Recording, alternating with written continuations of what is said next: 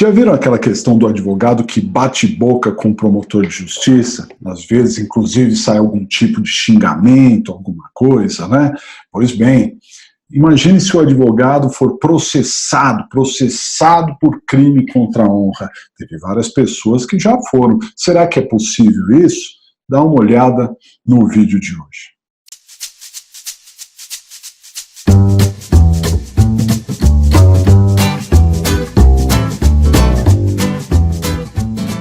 Olá pessoal, uma grande satisfação ter você por aqui. Aqui no nosso canal nós tratamos de direito penal, de processo penal, de legislação penal especial e de prática da advocacia. Aqui os seus comentários são sempre muito bem-vindos, ajudam a engrandecer cada vez mais o canal.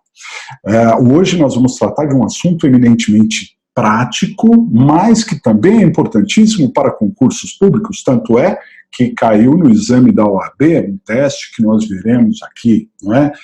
Veja, a questão de bater boca, de um falar do outro numa discussão judicial entre advogados ou entre o advogado e o Ministério Público, entre o promotor, é sempre muito desagradável, acima de tudo, extremamente desagradável, não é? Mas não constitui crime. Esse é um ponto bastante importante e relevante que nós devemos prestar bastante atenção. Os crimes contra a honra, eles estão definidos no artigo 138 e seguintes do Código Penal.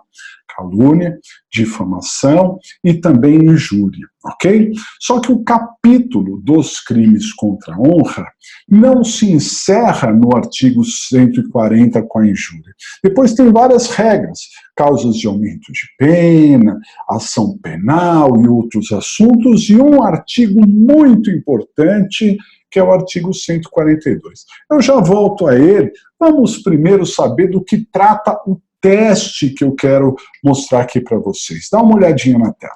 Muito bem, caiu aqui no exame 20 reaplicação, né? Porque no exame 20 nós tivemos mais de uma prova, né? E então caiu esse teste aqui, ó.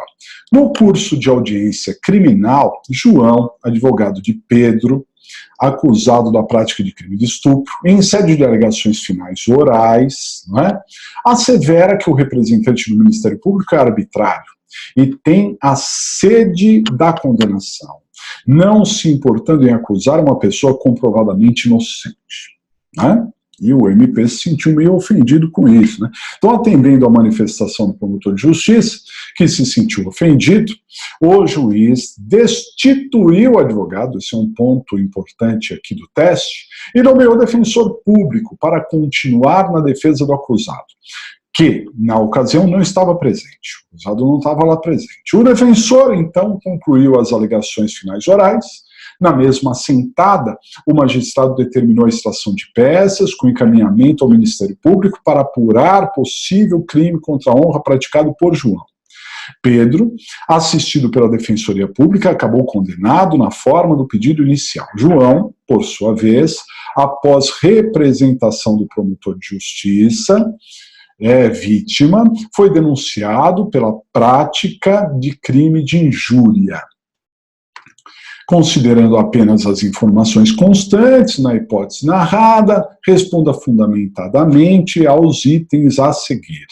A. Na condição de advogado de João, João é o advogado, qual tese de direito material, ou seja, de direito penal, você alegaria em favor para afastar a imputação delitiva? E B. Na condição de advogado de Pedro, o réu do estupro, qual a tese a ser alegada em sede de recurso para anular a sentença condenatória? Então veja, não é para entrar no mérito, nem tem elementos para entrar no mérito, né? Aqui se fala para anular a sentença condenatória, o que está bastante claro no teste também.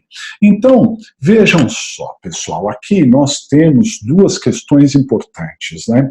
A primeira delas é com relação ao advogado. Então, o advogado foi acusado de injúria. Uma questão que pode chamar a atenção dos senhores é que houve representação. Ah, professor, mas nos crimes contra a honra não é ação penal privada, não procede mediante queixa, né?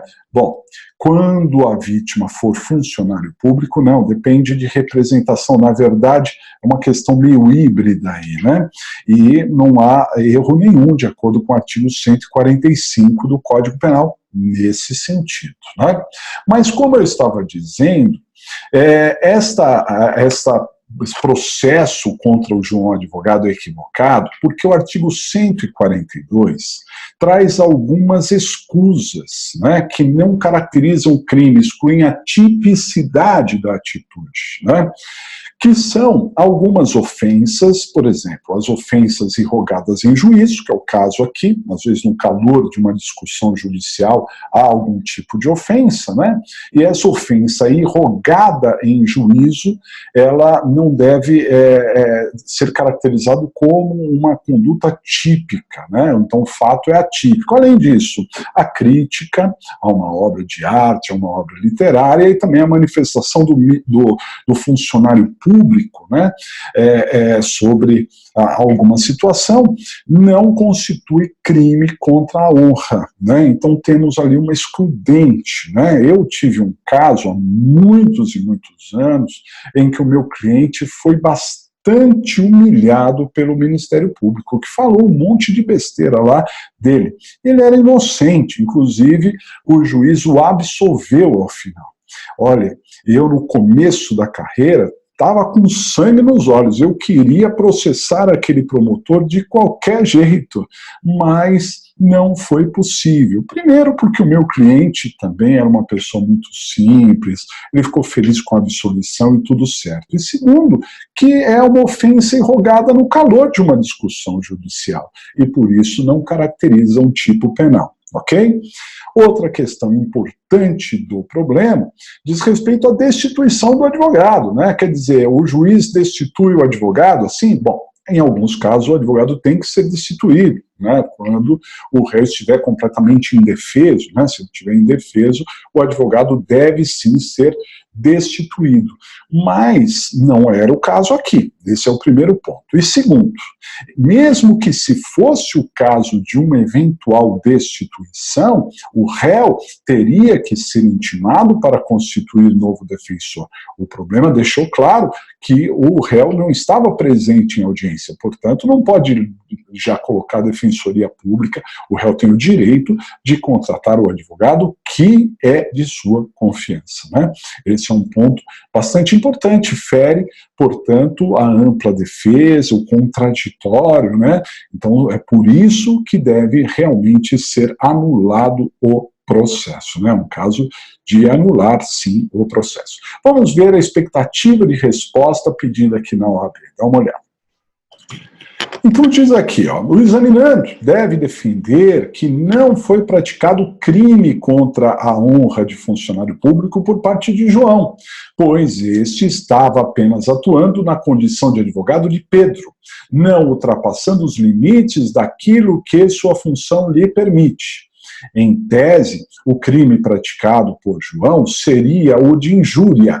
Ocorre que, nos termos do artigo 142, inciso 1º do Código Penal, não constitui crime de injúria a ofensa irrogada em juízo, na discussão de causa pela parte ou por seu procurador.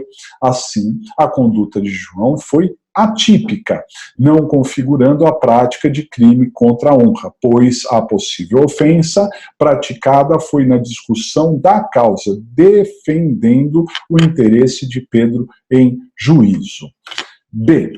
O examinando deveria manifestar-se pela nulidade do processo, não é? Essa nulidade a partir do ato ilegal de destituição do advogado, legalmente constituído, ou da sentença, pois não poderia o magistrado ter desconstituído de ofício o advogado, sendo uma escolha da parte indicar a defesa técnica de sua confiança.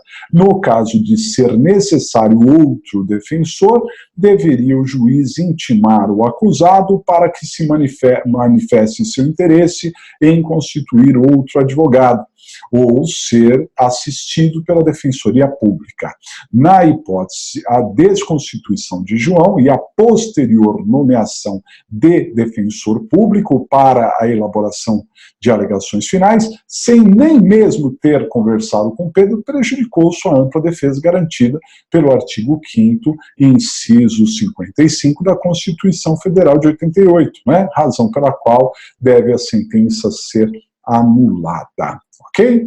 Muito bem, então aí uma questão importante, né, no exercício da defesa, no exercício da advocacia, questão de concurso público, questão prática. Fica aí a dica e, se possível, então, se inscreva no nosso canal se você não é inscrito, acione o sininho para receber novas notificações e, se possível, também deixe o seu like, que ajuda demais a divulgar este canal. Um grande abraço para todos vocês e até a próxima!